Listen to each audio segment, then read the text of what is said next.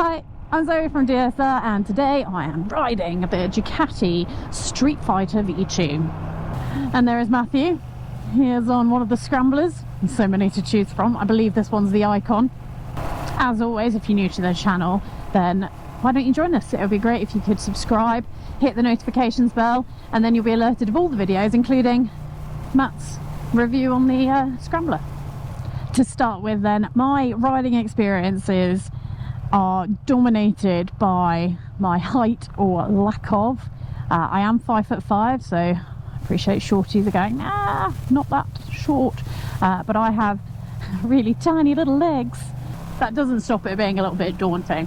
Now, the Streetfighter V2, the seat height is 845mm, and I can certainly feel it when I jump on. I had a bit of a toss-up today whether to go for the Streetfighter or go for the Panigale V2, but I was feeling a bit short-conscious today, and the Panigale is an extra 5mm, so settle for the Streetfighter. Settle. Does you ever settle for a Streetfighter?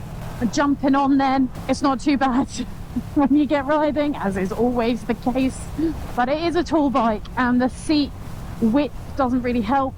It feels fairly wide.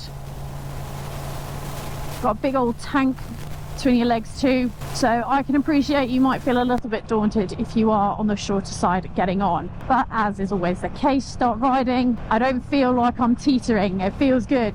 Equally, I feel comfortable when I'm coming to a stop to bring in a little bit of weight over onto my left hand side and dropping my hip down, so I'm not worried about coming to a roundabout like now. The dry weight of this bike is 178 kilos, I believe. So again, you know, you're not playing with too much weight. Next key thing is a shorty, and one that doesn't get discussed too much is, yeah, cool, getting on and off might be a little bit difficult, short legs, etc. But if we're not very tall, we tend to have a shorter arm reach as well. So it really alters the feel of bikes in terms of comfort.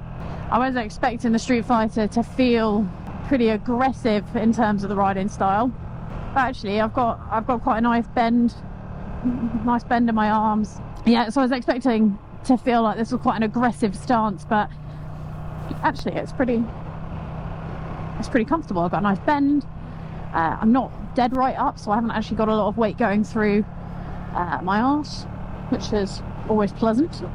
Always nice starting a bike up so it's got a bit of oomph in front of people. Everyone looks in, even though it's a demo. I can pretend to be a Ducati owner for just one moment. Benefit of being short, leg position wise, find that when Matt might get on a bike, he feels a little bit scrunched up, knees quite high. I don't have that problem, and no different today. Again, knees aren't aching from the position. It's a very comfortable bike, and on my hunt for the perfect Ducati for me, where I have already tried the Super Sport, although didn't manage to get a review on it, hopefully coming soon. I've also done the Ducati Monster. This is equally comfortable to the Monster, equally as comfortable to the Monster, should I say. I seem to remember the Super Sport being it is a bit more aggressive. I mean, it's a sports bike, not as aggressive as the Panigale is though, so a nice happy medium. But this feels as comfortable as the Monster. Monster definitely a little bit more upright, but nice sporty feel to it without me hunching over and kissing the tank. Quick shifter on this, lovely, really smooth, both up and down. Just one of the many rider aids on this bike, but is it worth it for the money?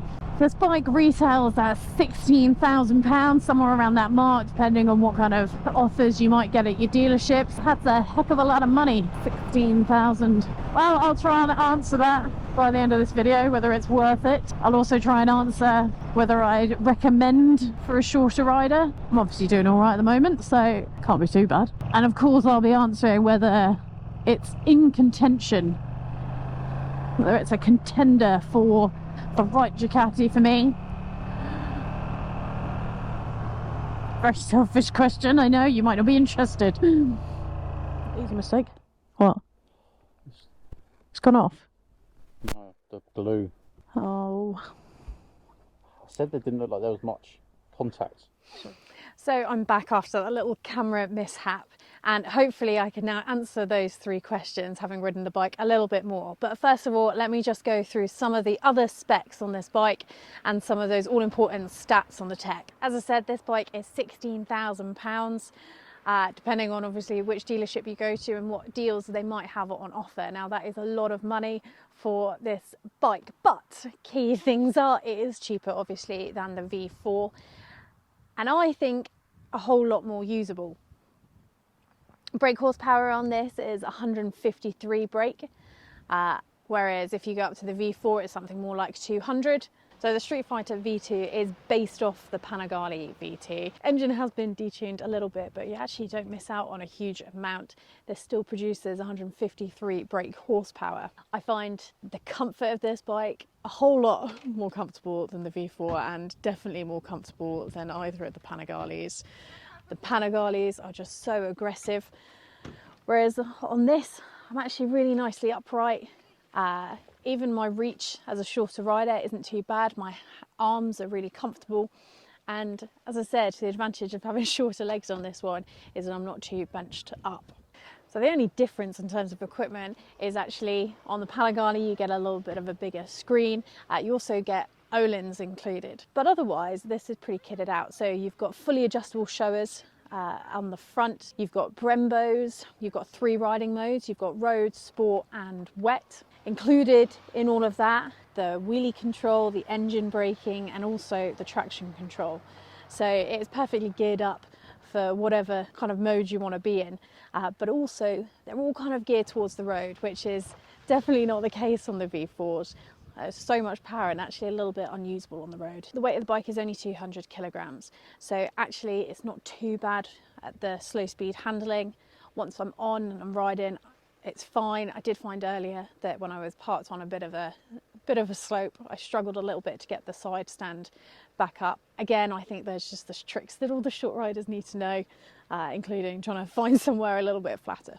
So in answering those 3 questions, is it worth £16,000? That is a huge amount of money. The build quality of this is exceptional.